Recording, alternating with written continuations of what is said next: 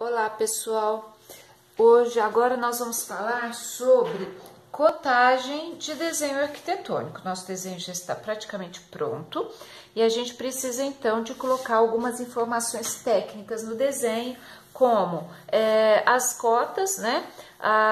O nome dos ambientes e os níveis em que eles se encontram, além das linhas de corte que a gente vai precisar para colocar, para fazer o próximo desenho que vai ser o corte. Então, nós temos duas normas que falam sobre cotagem de desenho. Uma específica, que é a NBR 10.126, que fala especificamente sobre cotagem em desenho, e a NBR 6492, que vai falar a representação de projeto arquitetônico. E aí também, dentro da representação, está incluído as cotas. Existem algumas normativas, então, nessas duas NBRs, que elas vão nos orientar como é que a gente deve cotar o desenho. A linha de cota, ela nunca deve encostar no desenho, ok? Ela sempre deve estar distante do desenho, no mínimo de 2 a 3 milímetros, para que você não confunda o próprio desenho com a linha de chamada, que é uma linha auxiliar para a marcação das medidas do nosso desenho. O tamanho da letra, do número que a gente vai colocar no nosso projeto, ele tem que medir 3 milímetros, e a distância entre a linha de cota e o texto, ela deve medir 1,5 milímetro. Então, isso são normativas que a gente tem que seguir. Outra coisa importante é que as cotas, elas sempre devem estar do lado de cima da linha de cota e nunca abaixo, ok? Então, sempre para o lado de cima. Se for na horizontal, a gente sempre vai cotar do lado de cima da linha de cota. E se ela for cotas verticais, elas sempre vão estar do nosso lado esquerdo, porque olhando de baixo para cima, a gente sempre vai ler pelo lado de cima da linha. Ok? Então, nós vamos começar. A outra coisa também é que o espaçamento entre as linhas de cota deve ser o mesmo. Então, nós vamos estipular algumas coisas, algumas regrinhas, para que a gente possa manter essa uniformidade no nosso desenho. A distância entre as linhas vai ser de 1 centímetro. Então, nós vamos considerar 1 centímetro do desenho até o início da primeira linha e assim por diante. Como aqui, nesse primeiro desenho, nós temos aqui 3 linhas, nós vamos deixar 1 centímetro, 1 centímetro e 1 centímetro, ok? Então, essas medidas vão ser feitas na escala de 1 para 100, tá bom? Porque se marcar não para 50, ela fica muito grande. Então, essas medidas, elas são na escala de 1 para 100. Então, nós vamos marcar aqui, por exemplo, nesse caso, nós vamos ter 3 linhas, tá? Então, temos aqui a nossa primeira linha, temos aqui, essa linha é uma linha contínua, tá bom? E ela é uma linha fina, ela não precisa de ser uma linha grossa, porque senão ela vai misturar com o nosso desenho, tá? Na parte de baixo, nós temos aqui duas linhas de cota, tá? Então, nós vamos fazer do mesmo jeito, vamos marcar todas as linhas, depois a gente vem cotando, porque aí fica mais fácil. Então, agora nós vamos marcar essas duas aqui, tá? Essa linha e essa linha. Aqui, do nosso lateral esquerda, nós também temos 2 linhas de cota.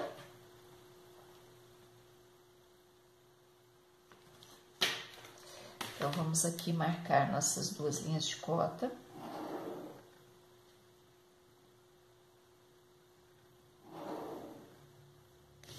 E na lateral direita, nós também temos 2 linhas de cota. Vou marcar a partir da ponta do nosso triângulo, tá bom?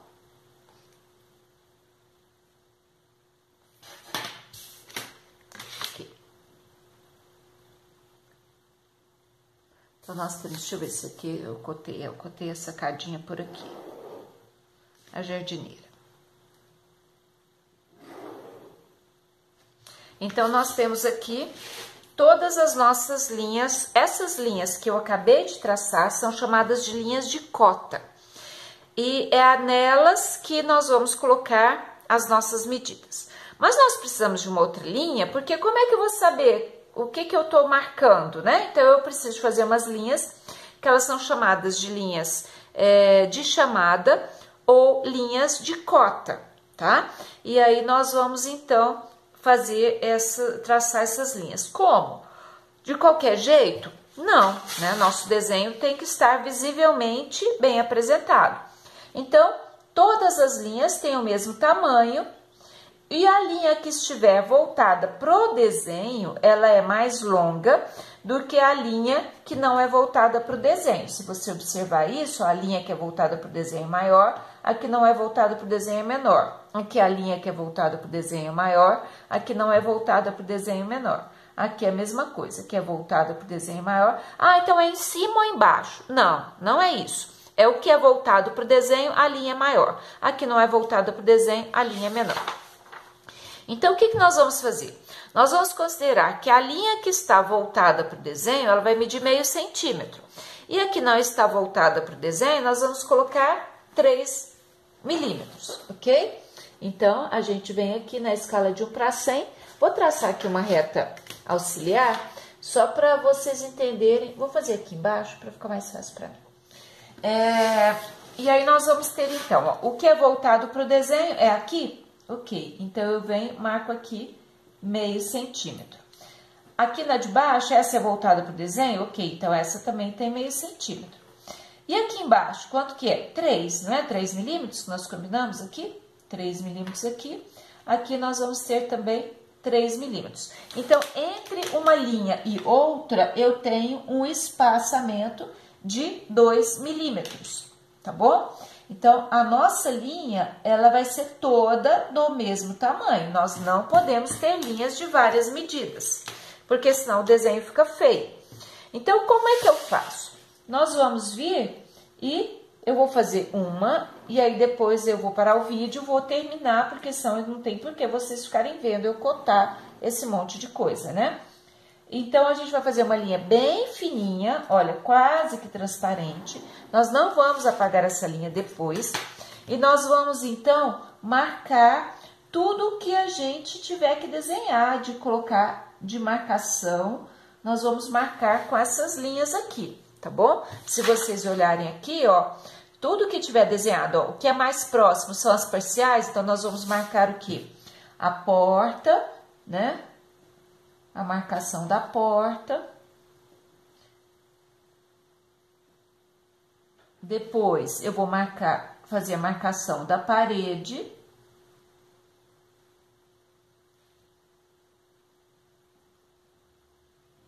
A marcação da parede. Depois, aqui, tá vendo? A porta aqui não aparece de novo. A marcação da porta de novo aqui, né?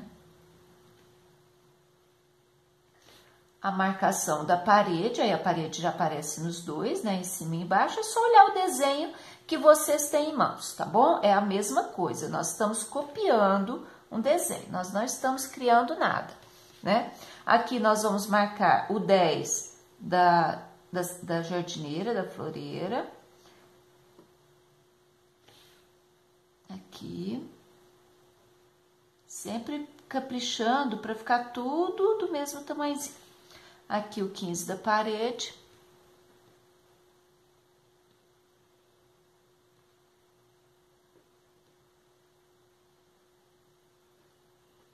Pronto. Aí, nós temos aqui as nossas linhas, linha de cota e linha de chamada. Essas linhas que estão aqui, elas só são linhas auxiliares para poder fazer essas marcações. Ah, eu quero pagar, pode? Até pode, entendeu? Você só vai perder tempo fazendo isso aqui, né? Mas se quiser, não tem problema nenhum, pode vir apagando, né? Se vocês quiserem. Mas eu vou apagar só essa para vocês verem e o resto eu vou deixar.